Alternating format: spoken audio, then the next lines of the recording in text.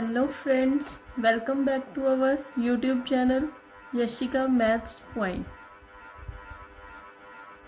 दोस्तों, आपने देखा होगा हमारी लाइफस्टाइल के अंदर ऐसी बहुत सी चीज़ें हैं जो एक रेगुलर पैटर्न को फॉलो करती हैं, जो एक सर्टेन पैटर्न को फॉलो करते हुए ही ग्रोथ करती हैं। आपने देखा होगा जैसे कोई पेड़ का पत्ता होता है, कोई ट्री होता है, उसकी जो लीव्स ग्रोथ करती हैं तो उन लीव्स का साइज, शेप अप्रोक्सीमेट सेम सा होता है। इसके अलावा आपने देखा होगा अपने घरों में कॉम्ब तो सबने यूज़ किया होगा, तो कॉम्ब के अंदर जो होल्स होते हैं उनके बीच का डिफरेंस भी सेम होता है, साइज भी बिल्कुल सेम होता है। तो हमारा आज का टॉपिक है अरिथमेटिक प्रोग्रेशन, जिसे हम एपी भी कहते हैं या फिर इसे हम अरिथमेटिक सीक्वेंस भी कहते हैं।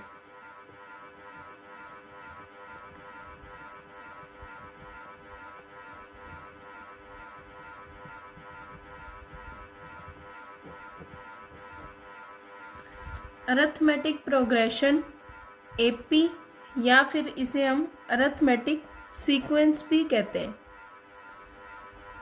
अरिथमेटिक सीक्वेंस को जानने से पहले हमें पता होना चाहिए कि सीक्वेंस क्या होती है।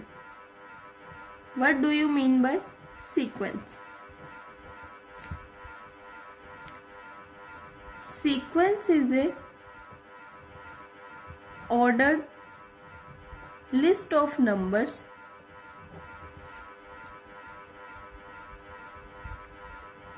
which follows a certain rule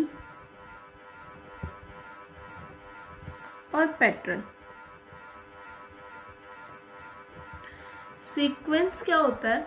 एक ऐसी नंबर्स की लिस्ट है जो नंबर्स किसी रूल या फिर किसी पैटर्न को फॉलो कर रहे हैं। Like example 2, 4, 6, 8, 10, 12, 14 and so on.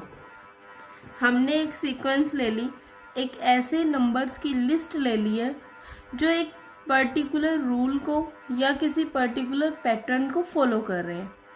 हमने सीक्वेंस ली 2, 4, 6, 8, 10, 12, 14। इसके अंदर आप नोट करोगे कि 2 और 4 के बीच का जो डिफरेंस है 4 - 2 2। 4 और 6 के बीच का जो डिफरेंस है 6 - 4 दैट इज ऑल्सो 2। 6 और 8 के बीच का जो डिफरेंस है दैट इज ऑल्सो 2। 8 और 10 के बीच के जो डिफरेंस है दैट इज ऑल्सो 2। सेम इसी तरह से 10 एंड 12 एंड 12 एंड 14 इनके बीच का डिफरेंस भी 2 है। तो हमारी ये सीक्वेंस इस पर्टिकुलर पैटर्न को फॉलो कर रही है कि हर दो लगातार टर्म्स के बीच का जो डिफरेंस है वो 2 आ रहा है। 4 - 2 that is 2, 6 - 4 that is 2, 8 - 6 that is 2। Same इसी तरह से 14 - 12 दैट इज ऑल्सो 2। तो हमारी जो सीक्वेंस है इस पैटर्न को फॉलो कर रही है कि दो कॉन्जिक्यूटिव मीन्स लगातार,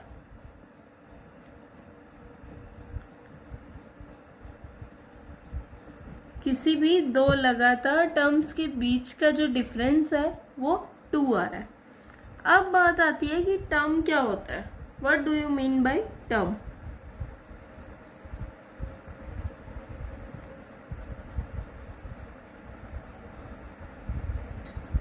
The individual element in a sequence is called term। किसी भी सीक्वेंस के अंदर हर एक एलिमेंट को the individual element in a sequence is called term. Sequence के अंदर हर एक एलिमेंट को टर्म बोला जाता है। मान लीजिए मैंने एक सीक्वेंस ले ली सिंपल सी 1 2 3 4 5 6 7 8 9 10। मैंने 1 से लेकर 10 तक नंबर्स ले लिए। ये भी एक तरह की सीक्वेंस है कि हर एक नंबर के बीच में डिफरेंस आ रहा है 1। कोई भी आप दो नंबर्स चेक कर लोगे, उनके बीच का डिफरेंस 1 आ रहा है। ठीक है, तो अब इसके अंदर 1 को बोलेंगे फर्स्ट टर्म, 2 को बोलेंगे सेकंड टर्म, 3 को बोलेंगे थर्ड टर्म, 4 को बोलेंगे फोर्थ टर्म। इसी तरह से चलते चलते 9 को बोलेंगे नाइन्थ टर्म एंड 10 को बोलेंगे 10th टर्म। मतलब हर एक एलिमेंट को सीक्वेंस के अंदर एक टर्म का नाम दिया जाता है, इसे हम टर्म बोलते हैं। ठीक है, तो अब सीक्वेंस क्लियर है, टर्म क्लियर है। इसके बाद बात आती है what is arithmetic progression.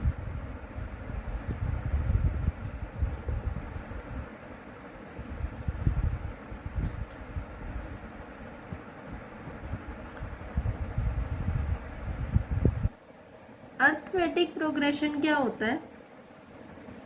It is a sequence of numbers in which difference between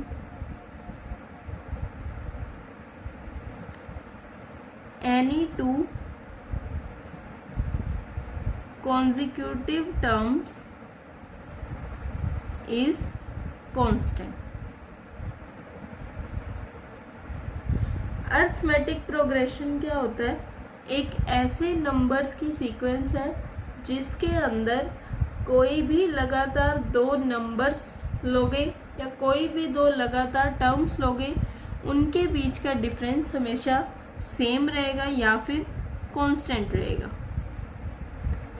जैसे हमने ऊपर बात करी, मैं एक यहाँ पे सीक्वेंस ले रही हूँ 3 5 7 9 11 13 एंड 15। 3 5 7 9 11 13 एंड 15 ये भी एक सीक्वेंस है नंबर्स की। अब हमने देखना है कि कोई भी दो लगातार टर्म्स के बीच का डिफरेंस अगर सेम रह रहा है तो ये अरिथमेटिक प्रोग्रेशन है, अगर सेम नहीं रह रहा तो ये अरिथमेटिक प्रोग्रेशन नहीं है। अब हम देखेंगे कि फर्स्ट टर्म और सेकंड टर्म के बीच का डिफरेंस क्या रह रहा है? 5 - 3 that is 2। Second and third term के बीच का डिफरेंस चेक करेंगे 7 - 5 दैट इज ऑल्सो 2।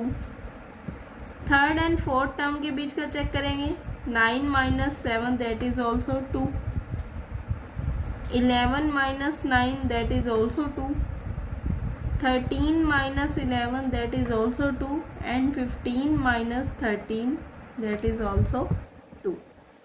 हर दो लगातार टर्म्स के बीच का डिफरेंस कांस्टेंट रह रहा है, सेम रह रहा है। It means yes this is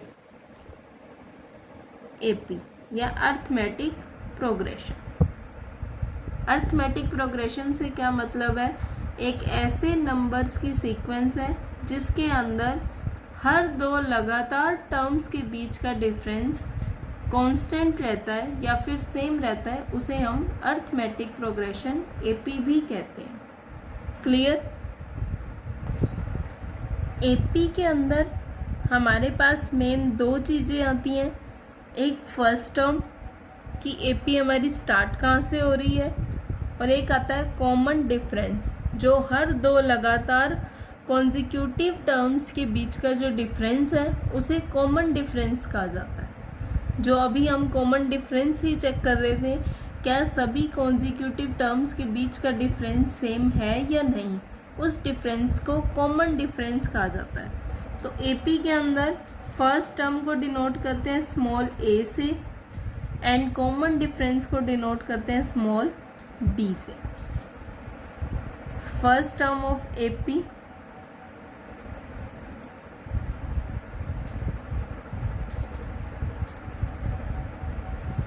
is denoted by A and common difference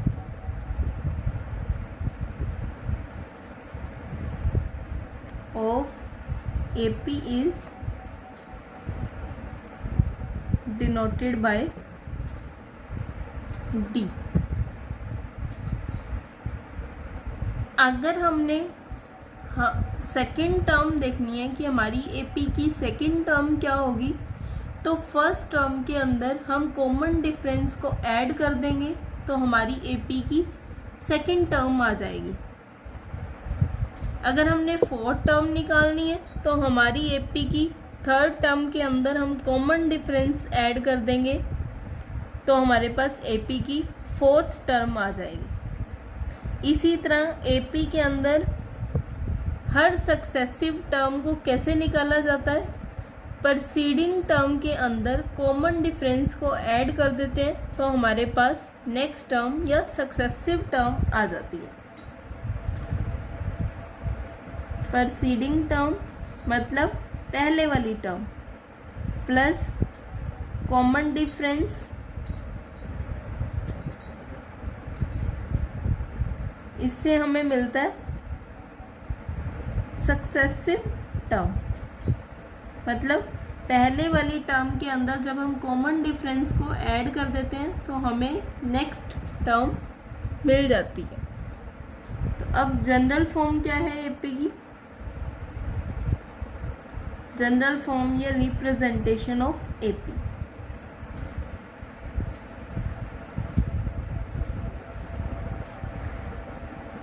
ये मैंने आपको पहले से ही क्लियर कर दिया कि फर्स्ट टर्म को हम ए से लिखते हैं। अब हमें सेकंड टर्म चाहिए। सेकंड टर्म का मतलब फर्स्ट टर्म के अंदर कॉमन डिफरेंस को ऐड कर देंगे। अब हमें एपी की थर्ड टर्म चाहिए। थर्ड टर्म मतलब सेकंड टर्म के अंदर कॉमन डिफरेंस को ऐड कर देंगे, डी को ऐड करेंगे तो हमारे पास आ जाएगी एपी की थर्ड टर्म। फोर्थ टर्म निकालने के लिए एपी की थर्ड टर्म के अंदर कॉमन डिफरेंस को ऐड कर देंगे तो हमारे पास एपी की फोर्थ टर्म आ जाएगी। इसी तरह से हम आगे वाली सीक्वेंसेस भी निकाल सकते हैं। तो ये हमारे पास बन गया a plus d, a plus 2d, a plus 3d and so on. तो हम यहाँ से बता सकते हैं कि एपी की फर्स्ट टर्म को ए से डिनोट करते हैं, सेकेंड टर्म निकालनी है तो ए प्लस डी, थर्ड टर्म के लिए ए प्लस 2d, फोर्थ टर्म निकालने के लिए ए प्लस 3d। इसी तरह से अगर मैं आपको कहूँ कि हमें एपी की 15th टर्म निकालनी है तो आप 15th टर्म कैसे निकालेंगे,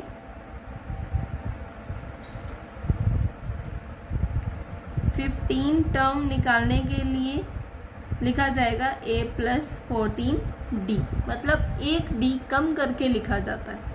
सेकेंड टर्म निकाल रहे थे तो यहाँ पे एक d आया था, थर्ड टर्म निकाल रहे थे यहाँ पे 2d आए थे, फोर्थ टर्म निकाल रहे थे तो यहाँ पे 3d आए थे।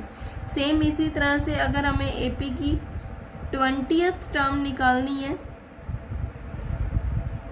तो हमारे पास आएगा a प्लस 19d। अब इसको डिनोट करने का क्या तरीका है, फर्स्ट टर्म को लिखते हैं हम a से, सेकंड टर्म को लिखते हैं मतलब a2, थर्ड टर्म को हम लिखते हैं a3, 4 टर्म को हम लिखते हैं A4, 15th टर्म को हम लिखेंगे यहाँ पर A15, 20th टर्म को लिखेंगे A20। इसी तरह से हम AP की कोई भी टर्म निकालना चाहते हैं उसके लिए एक तो हमें A की रिक्वायरमेंट रहती है और एक हमें D कॉमन डिफरेंस की रिक्वायरमेंट रहती है। अगर मैं आपको कहूँ कि A50 निकालने का क्या फॉर्मूला है, AP की 50th टर्म निकालने का क्या फॉर्मूला है, तो आप बोलोगे A+49D। AP की 100 टर्म निकालनी है तो A+99D। AP की 200 टर्म निकालनी है तो A+199D। इस तरह से हम AP की टर्म्स को निकाल सकते हैं। तो अब एक हमारे पास जनरल फॉर्मूला है जिससे हम जल्दी से AP की किसी भी टर्म को निकाल सकते हैं। जनरल फॉर्मूला है AP की nth टर्म के लिए, nth टर्म ऑफ AP की nवीं टर्म निकालने का फॉर्मूला। तो nवीं टर्म निकाल रहे हैं, nth टर्म को लिखेंगे पहले तो an से। क्लियर।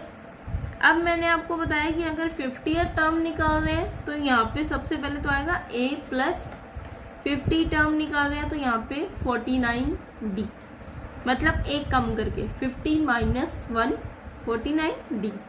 100 टर्म निकाल रहे हैं तो सेम A+100 - 1 99D। इसी तरह अगर हम n टर्म निकाल रहे हैं, nth टर्म निकाल रहे हैं, सेम वही A+,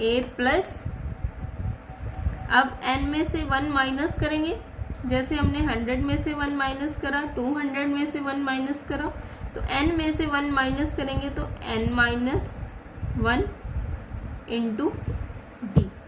ये हमारे पास AP की nth टर्म निकालने का फॉर्मूला है।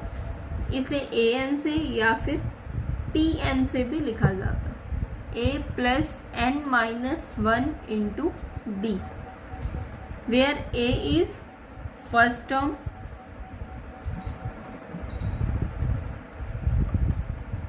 D is common difference,